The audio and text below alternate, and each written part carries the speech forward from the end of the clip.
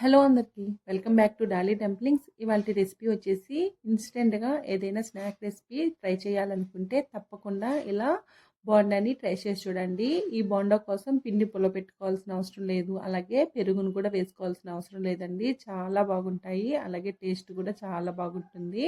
ఇప్పుడు ఈ బోండాని ఎలా చేసుకోవాలో ప్రాసెస్ ఏందో చూసేద్దాము. దీనికోసం ముందుగా ఒక మిక్సింగ్ బౌల్ని తీసుకొని ఇందులో సన్నగా కట్ చేసుకున్న ఉల్లి ముక్కల్ని వేసుకోవాలి. నేనైతే ఇక్కడ ఒక పెద్ద సైజు ఉల్లి తరుగుని వేసుకున్నాను. అలాగే ఇందులో 2 రెమ్మల కరివేపాకుని తుంచి వేసుకోవాలి. 2 పచ్చిమిర్చిని కూడా చిన్న చిన్న ముక్కలుగా కట్ చేసి వేసుకొని 1.5 కప్పు మైదాని వేసుకోవాలి.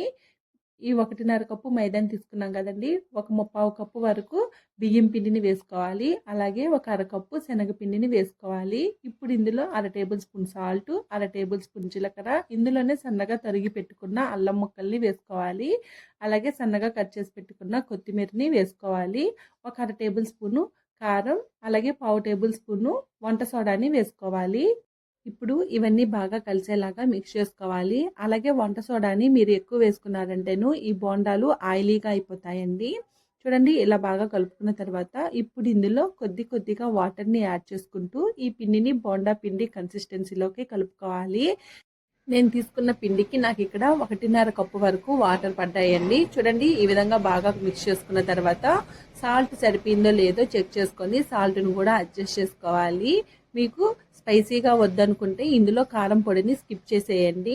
చూడండి, ఇలా బాగా కలుపుకున్న తర్వాత ఈ విధంగా వీడియోలో చూపించే కన్సిస్టెన్సీలో ఉండేలాగా కలుపుకోవాలండి. ఒకవేళ మీకు పిండి లూజ్ అయిపోతే ఇందులో బియ్యం పిండిని కానీ మైదాని కానీ యాడ్ చేసుకోవచ్చు అండి. అలాని శనగపిండిని మాత్రం ఎక్కువ యాడ్ చేయొద్దు. శనగపిండి ఎక్కువ యాడ్ చేస్తే అదే ఫ్లేవర్ వచ్చేస్తుంది.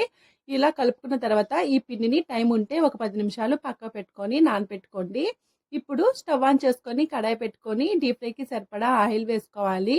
ఆయిల్ వేడైందో లేదో చెక్ చేసుకొని మనం ముందుగా కలిపి ఉంచుకున్న బోండా పిండిని తీసుకొని ఒకసారి మళ్ళీ బాగా మిక్స్ చేసుకోవాలి.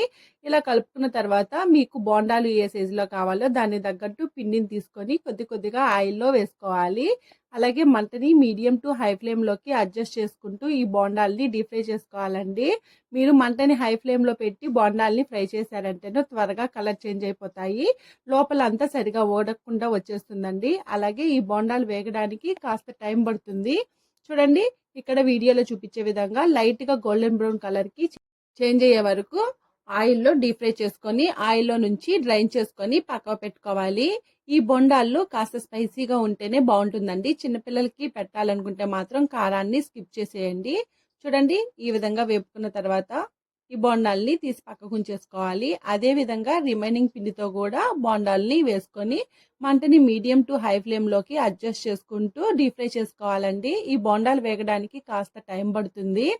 అంతేనండి, చూసారు కదా ఇన్స్టెంట్గా బోండాల్ని ఎలా చేసుకోవాలో ప్రాసెస్ ఏందో. ఇవి చాలా బాగుంటాయండి, తప్పకుండా మీరు కూడా ఒకసారి ట్రై చేయండి.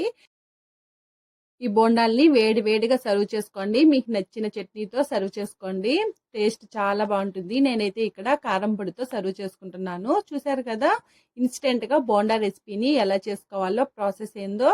ఈ వీడియో మీకు నచ్చితే లైక్ చేయండి, షేర్ చేయండి, కామెంట్ చేయండి. అలాగే మరిన్ని వీడియోస్ కోసం మన ఛానల్ని సబ్స్క్రైబ్ చేసుకొని నోటిఫికేషన్ సింబల్ని ఆన్ చేయండి.